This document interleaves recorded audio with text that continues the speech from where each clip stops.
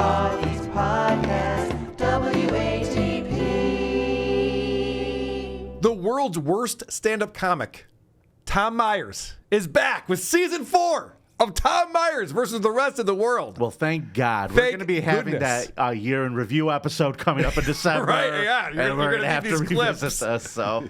God damn it. He wins every year with that. I know. So annoying. I'm picking him this year. For some reason, well, we'll all pick Tom Myers. Then we'll I see called who him on wins. Labor Day. Oh. For some reason, Tom Myers does seasons of his show, his political show.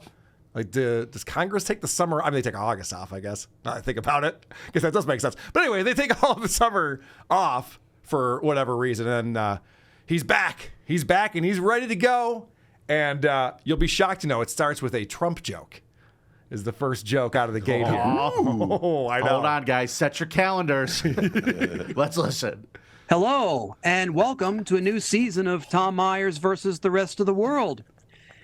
Since the previous episode recording, Donald Trump has been indicted for multiple crimes in multiple jurisdictions, but I'll do what his legal team wants to do. Delay dealing with them until later in this episode. Fucking It is like Jeff so Eisen. barely a joke. It's not a joke.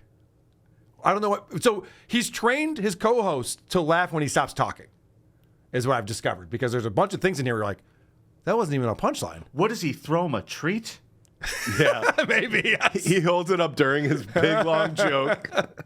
After the laugh, he throws it at him. He catches it in his mouth. Okay. Like a fucking seal. We all saw Mitch McConnell when he froze again. They asked him if he was going to run for re-election in 2026, and he just blanked. He just stopped moving or talking. So we've all heard jokes about it. We've all made jokes about it. Tom's back. He's got his own joke. Let's see what he does with this material. Senate Minority Leader Mitch McConnell froze when he was asked if he was going to run for re-election in 2026. To be fair, he was probably thinking whether he was going to still be alive then. The delivery is as enraging as the joke. Yeah. Wondering if he was going to be alive then. Wow, Tommy. Fellows, I stopped talking. Fucking A. Do you remember that terrible Billy Crystal movie, Mr. Saturday Night? I never Yes. saw it, but yes. It's fucking horrific. Yeah. What day of the week does he put this show out? I think of Thursday it dropped. Oh, really? Yeah. Well, fucking Mr. Thursday afternoon. Yes. Right here, everybody. Oh, he's the worst. Sucks. Don't get me started. So, Lauren Boebert. Lauren Boebert just had a very embarrassing moment where she got kicked out of a theater, and she was like groping her boyfriend, and he was grabbing her tits, she was jerking him off. I think they did anal. It was a whole thing, and it was all captured on camera. We watched it on Who Are These Broadcasters? So I'm like, well, Tom's gonna have great stuff for this. Obviously, Tom, it's already funny. So all Tom's got to do is put out his charm, and let's see what happens. Lauren Boebert was escorted from a theater during a live performance for vaping, singing, and recording during the show. How embarrassing, her getting kicked out, and she wasn't even with someone who was exposing themselves in public. What? What does that mean? I don't know. Did you get that one? No. Doesn't make sense. And she wasn't even with someone who had whipped their dick out. Okay. Is the punchline. All right, well, hold on a second. That was just the first of many Lauren Boebert jokes, all right? So hold on. Well, Maybe no, he'll redeem himself. Hold on. That was not the first of anything. That was the first swing and a miss, if it was anything. Strike one. Swing and a miss. And the show was a musical about Beetlejuice. It's a kid's show. If she doesn't want to be associated with socializing with predators, she shouldn't be hanging around at a place for kids. She doesn't want to be around associated with Predator.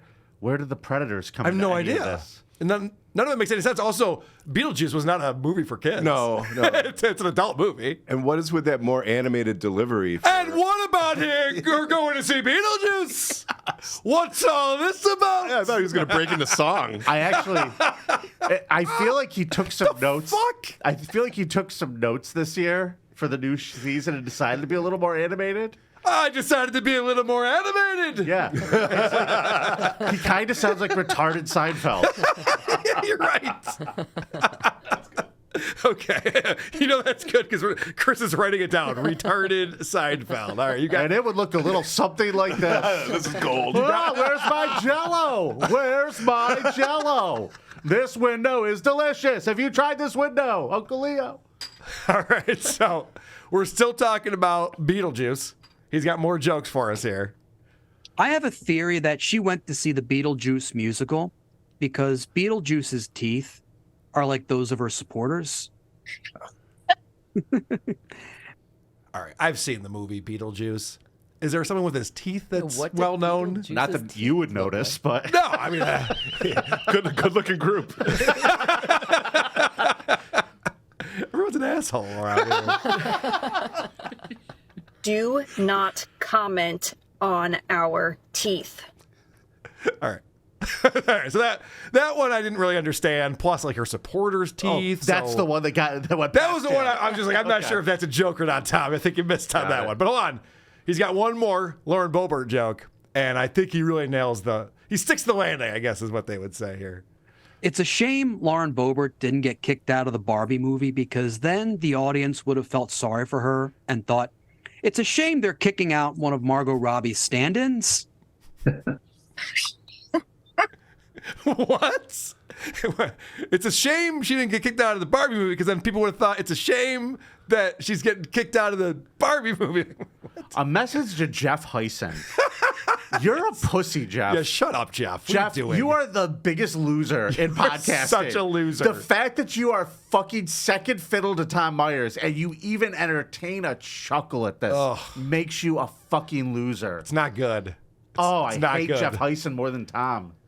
What was that joke? People are going to think that she's...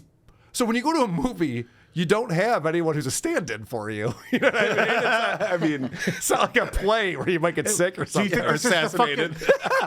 Is this the Academy Awards that they have standing, like people sit in the seats? I don't know what he's talking about. It doesn't make any fucking sense. I think he just paid her a very good compliment because Margot Robbie's fucking hot. Mm-hmm. I don't know that anyone would compare those two, but whatever. Well, Lauren Boebert has that country bar passed around charm. Sure. And the titties. Oh, yeah.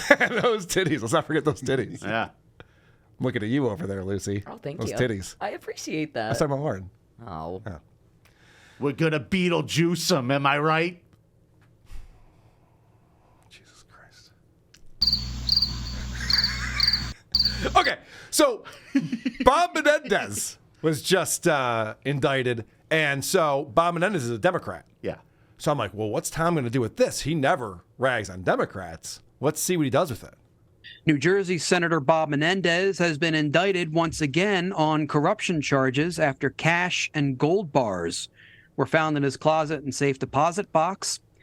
Bob Menendez missed a golden opportunity for his defense. He should have said he got those items from George Santos.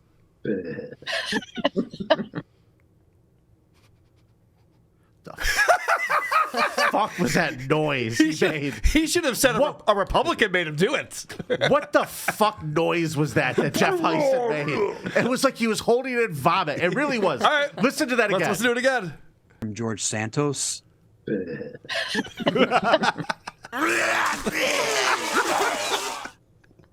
He threw up in his mouth. Jeff Heisen finally had a backbone. He threw up in his own mouth. Amazing. All right. Now we're going to talk about Chuck Todd. And this is one of those jokes where I feel like there's a word economy issue going on here.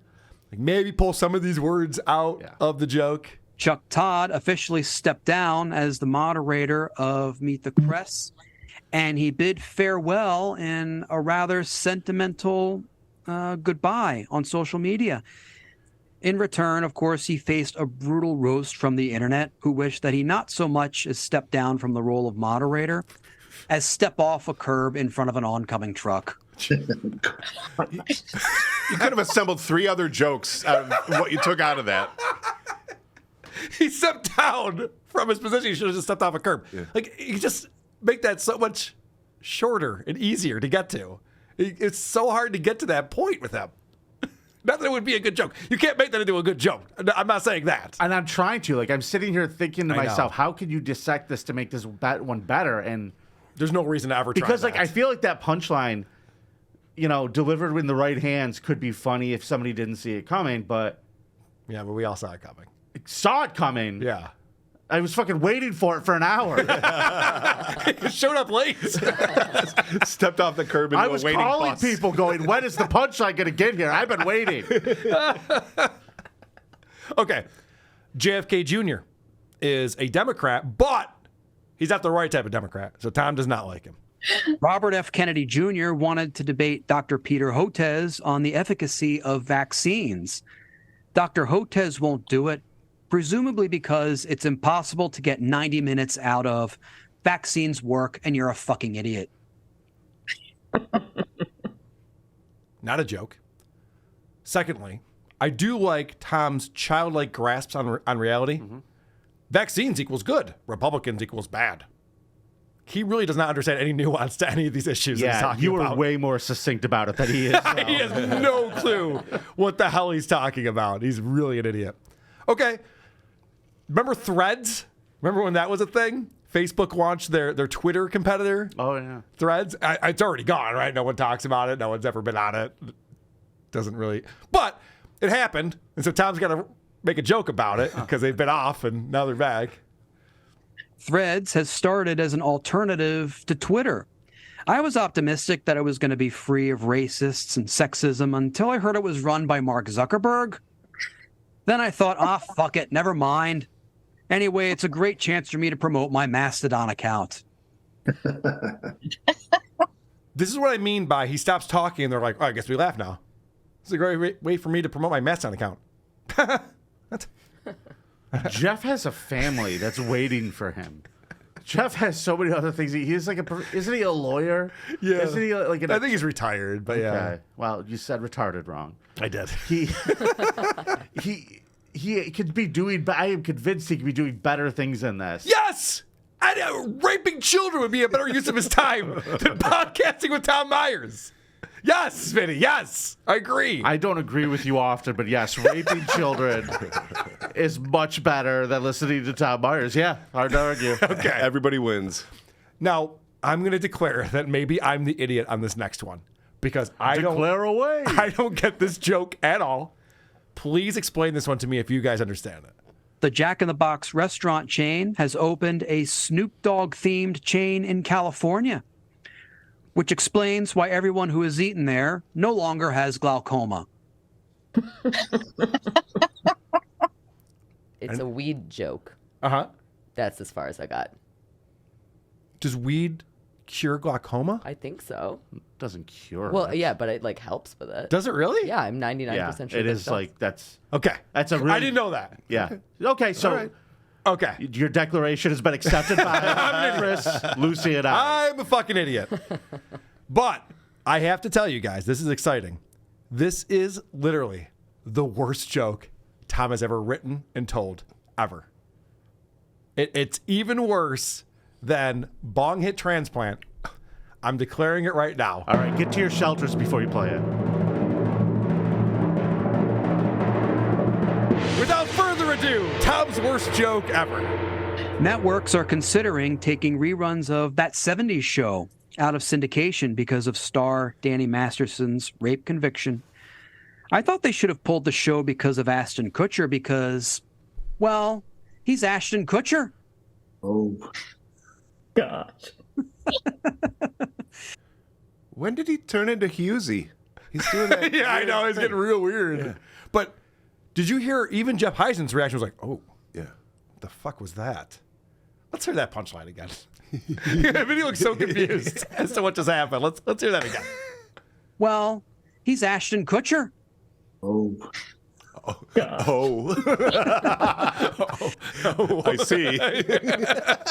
Carl, that joke created refugees. And the show has reached a new low.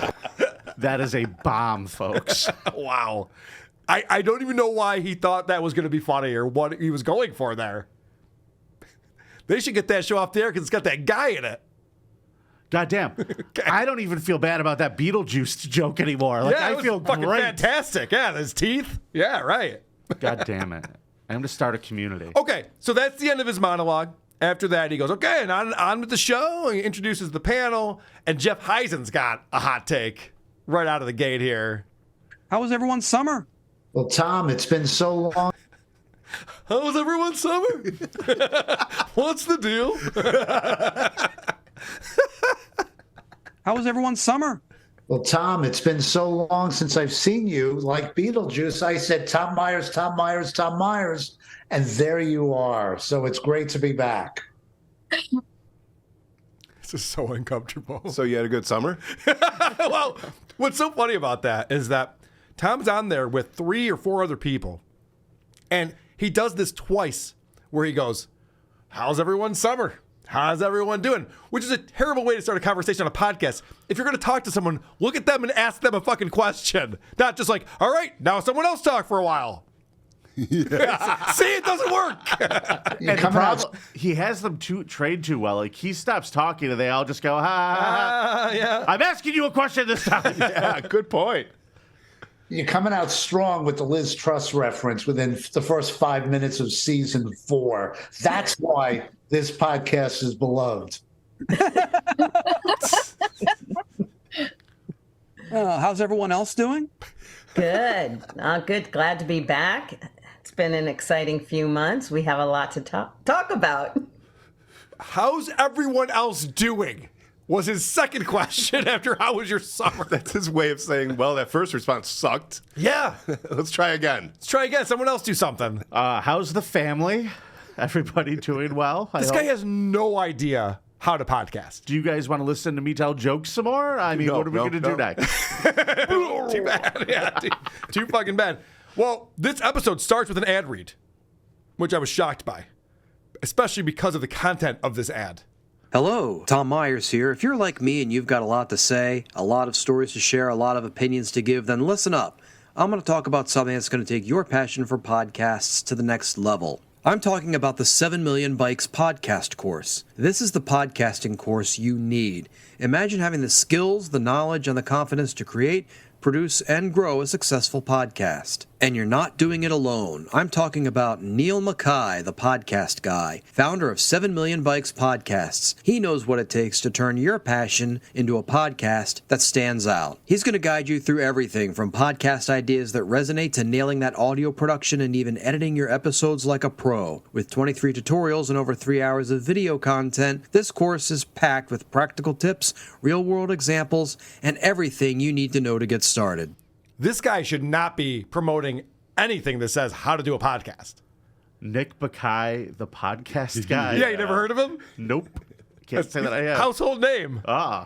I can't wait for your ads. Yeah, I can't wait to... Where do you find Carl Hamburger, the podcast Führer? I had a guy reach out to me, and he goes, Carl, you've inspired me. I want to start my own podcast. You can give me some tips. And he asked me, some of the questions people ask, like, what kind of equipment do they need? How do I syndicate it? How do I do that kind of stuff? And then his last question was, and what should I talk about? All right, I'll do your first few podcasts for you. Yeah, I'm like, what the fuck? Just jump in when you're ready. How am I supposed to know what you should be talking about in your podcast? Stupid. Anyway, shit, all right. The last clip I have, it's a fan of the show, so he's a smart guy, but the last clip I have is Tom's talking about his local government in the county that he lives in Maryland is Republican. And the new government is a different Republican than the old government was. So this is Tom's take on that. And I think he might be a moron. So now it's like both the former Republican administration and the new one are throwing shades at each other. So basically, throwing shades at each other, ripping off their glasses and chucking them in. They're throwing shades at each other. Hold on, it gets dumber. Oh, okay. So basically, myself and the rest of the Democrats in Harford County, Maryland, are basically just waiting until they literally cannibalize each other, until they're literally feasting on each other's remains. Does he know what literally means? So he thinks that these administrations are going to eat each other, and then Democrats take over? Is that how the Constitution works? I'm very confused by that entire thing. I don't think that's how succession works at all. No, I don't think it is. So that's Tom. He does a political show. He must be a political expert. And like Stuttering John says, there's just no money in left-wing politics. It's not his fault. It's not anyone's fault. Jeff Heisen, you should be ashamed of yourself. Zumock says about football. He's like, oh, not everyone's into it. I mean, 12 people watch my show, but people don't like football. So what are you going to do? The mob has spoken. Who are these podcasts?